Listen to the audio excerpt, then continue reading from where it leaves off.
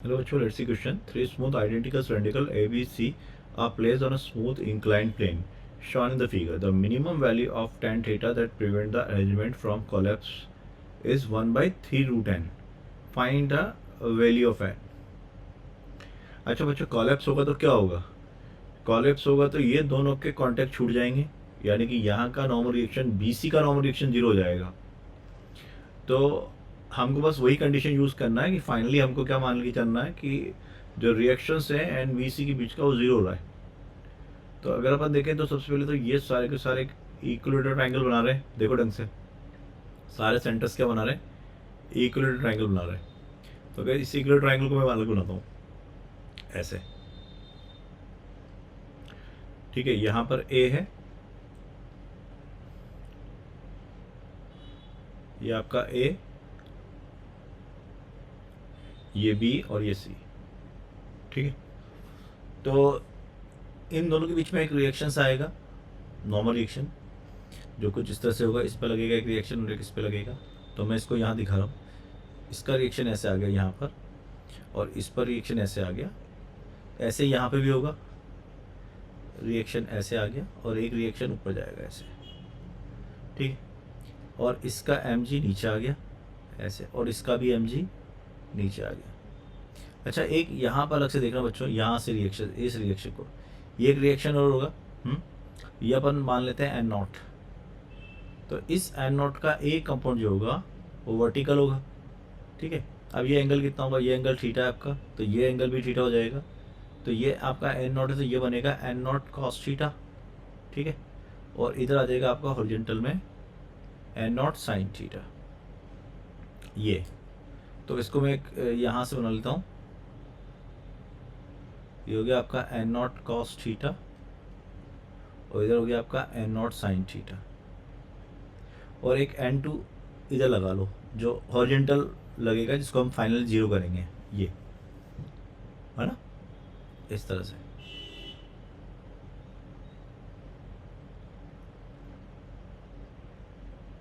ये अरेंजमेंट था। तो इनके बीच का जो रिएक्शन था, ये भी तो एक रिएक्शन था, इसको अपन n2 माना है, ये वाला, ठीक है। एंड फाइनली जब हम लिमिटिंग केस की बात करेंगे तो इसको हम जीरो मान लेंगे, ये हमारा n2 है। अब इक्विलिब्रियम सोचते हैं, तो ए के लिए देखते हैं। फॉर ए के लिए क्या लग रहा है? ऊपर लगेगा आपका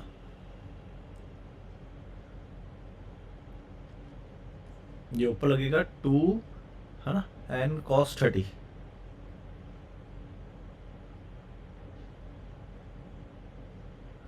तो अगर अपन देखें तो ये एंगल आपका कितना होगा? क्योंकि इक्वल ट्रायंगल है तो ये 30 डिग्री हो जाएगा, और ये भी 30 हो जाएगा, ऐसे ये भी 30। सो ऊपर लगेगा, ये अपन n मान रहे हैं, तो ये हो गया 2n, ये अपन मान लो इसको 1, 2n1 cos 30 is equal to what? mg। तो n1 कितना आ गया यहाँ से? It is mg over √3। ये तो n1 आ गया आपका, ठीक है। फिर इसकी इक्विलिब्रियम देखो, b वाले की इक्विलिब्रियम, क्योंकि जैसी इक्विलिब्रियम b की होगी वैसी इक्विलिब्रियम c की होगी। सो b की इक्विलिब्रियम, हम b की इक्विलिब्रियम को देख रहे हैं। अब b की इक्विलिब्रियम में कौन कौन लग रहा है? n नॉट कॉस थीटा ऊपर लग रहा है, so n naught cos theta. ये आपका n1 जो लग रहा है वो ये लग रहा है आपका n1, ये n1 हो जाएगा। तो ये एंगल कितना होगा? 30 डिग्री, सॉरी 60 है ना, ये वाला एंगल 60 होगा। आप ढंग से देखो, ये वाला एंगल 60। तो n नॉट कॉस थीटा, ये कॉस एंगल तो यहाँ से लेके आए हम, n naught cos theta plus is equal to n1 sine 60 plus mg, ठीक है। So n naught cos theta is equal to n1 कितना है आपका? mg ओवर √3, और cos 60 हो गया √3/2 प्लस mg। तो यहाँ से n नॉट कॉस थीटा आ गया आपका 3mg/2, ठीक है। अच्छा, ये b के लिए बात कर रहे हैं, y डायरेक्शन में बात की। अब x डायरेक्शन में क्या बात करेंगे हम b के लिए? एक्स डायरेक्शन में। देखो एक्स डायरेक्शन में क्या क्या लग रहा है, ये एन नॉट साइन थीटा लग रहा है इस तरफ, ये वाला एन नॉट साइन थीटा है ना, तो N naught sine theta right लग रहा है। और एन टू कैसा लग रहा है, एन टू देखो ये रहा, ये रहा एन टू, ये लग रहा है लेफ्ट, तो ये हो गया left N naught sine theta, ये हो गया आपका। और एन वन कॉस 60 ये लग रहा है आपके पास एन टू के साथ, तो N two plus N one cos 60, ठीक है। अब ढंग से देखो, अगर हम देखें तो एन नॉट साइन थीटा जो आएगा, यहाँ से एन टू को जीरो ले लेंगे अपन क्योंकि लिमिटिंग केस लेके जा रहे हैं, और एन वन कितना हो जाएगा mg/√3, और cos 60 कितना हो जाएगा 1/2, तो एन नॉट साइन थीटा हो गया आपका mg/√3।